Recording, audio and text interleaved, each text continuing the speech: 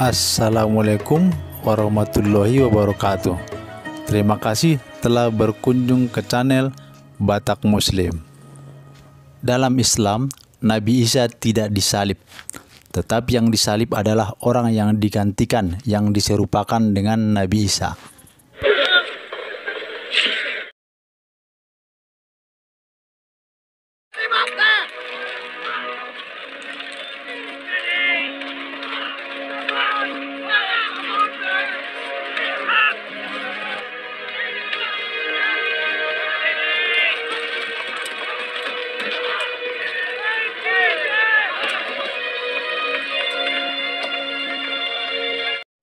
Pada kesempatan ini kita menampilkan dua orang pendeta yang mengaku bertemu dengan Tuhan Yesus.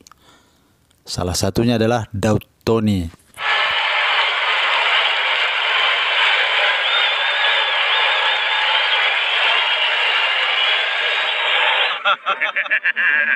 Nah sekarang ketemu Tuhan Yesus ya gimana?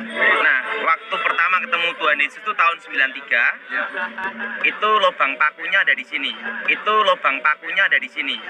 Pendeta Daud Tony mengatakan lubang paku Yesus ada di pergelangan tangan, bukan di telapak tangan. Oh, padahal pakunya ini ya? Lihat mukanya? Nggak bisa. Terang benderang. Tapi lihat tangannya? Tangannya di sini, lubangnya di sini. Bajunya warna apa? Putih berkilau kayak sinar matahari. Kayak sinar matahari ya? Pendeta yang kedua adalah Yusuf Manubulu.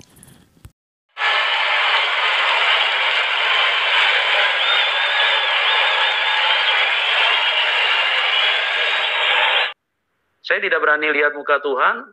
Nah, pada waktu sudah mendekat Tuhan Yesus, saya angkat tangan saya. Saya angkat tangan begini, maksudnya saya mau pegang Tuhan. Tuhan Yesus kan kasih tangan begini.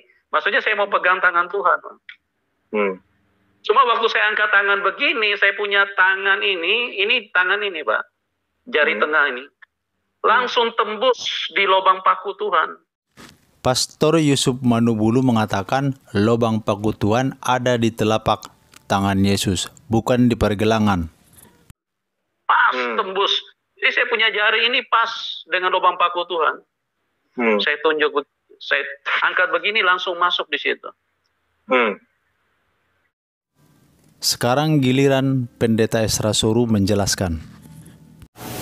Ya, memang ada dua pendapat ya. Ada yang mengatakan bahwa Yesus di tangannya tuh ditaruh paku itu kalau di sini telapak tangan atau di sini di pergelangan tangan sini. Ya. Nah, ada ahli-ahli yang menganggap bahwa tangan Yesus dipaku bukan di telapak. Ya. Tapi di pergelangan ini. Kenapa? Karena kalau di telapak tangan ini Yesus disalibkan lalu dipaku seperti di sini, berat badan Yesus itu menarik ke bawah, maka besar kemungkinan ini akan robek. Ya, jadi tidak mungkin ditaruh di telapak. Dukungan lain bagi posisi ini yaitu bahwa di pergelangan itu karena sejumlah kerangka dari orang mati disalib itu pernah ditemukan dan itu bekas pakunya itu ada di sini di pergelangan. Ya, jadi dari sini muncul pandangan bahwa Yesus waktu dipaku bukan di telapak tangan, tapi di pergelangan.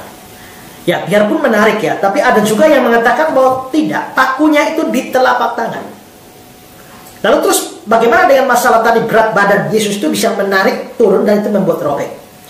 Nah, sebenarnya begini ya, bahwa di dalam penyaliban berat tubuh dari yang tersalib itu bukan semata-mata hanya ditopang dengan paku, tidak.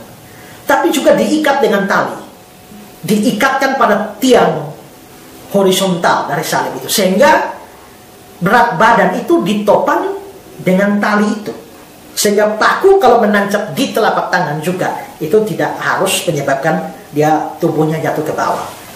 Kedua, saudara ya, ini yang tidak banyak kita ketahui. Yang kita tahu ya salib itu ya satu tiang vertikal rata, satu tiang horizontal rata. Hanya begitu saja. Tapi dalam salib yang sesungguhnya dari orang Romawi itu di bagian tengah dari tiang vertikal itu ada satu tonjolan di sana yang namanya saddle, ya. namanya sadel itu sebenarnya untuk posisi persis di bagian pantat dari orang yang tersalib, sehingga dia sedikit duduk. Itu untuk menolong, menahan berat badannya, ya. Nah, di gambar-gambar itu tidak kelihatan, tapi sebenarnya itu ada, ya.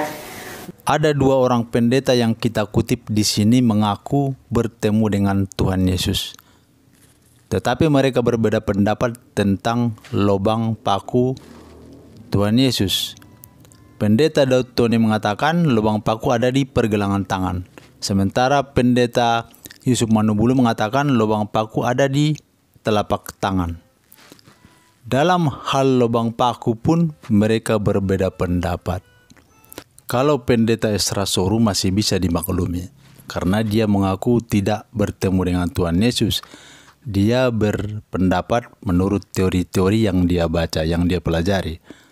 Tetapi pendeta Daud Tony dan pendeta Yusuf Manubulu, mereka mengaku bertemu dengan orang yang sama, tetapi melihat lubang paku yang berlainan. Lubang paku penyalipan adalah masalah yang sangat kecil. Itu pun mereka berbeda pendapat, apalagi hal-hal yang mengenai tauhid yang lebih besar.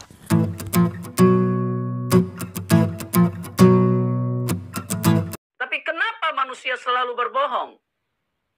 Karena manusia dikelilingi dengan kenajisan. Manusia dikelilingi oleh dosa. Manusia dikelilingi tabiat yang jahat.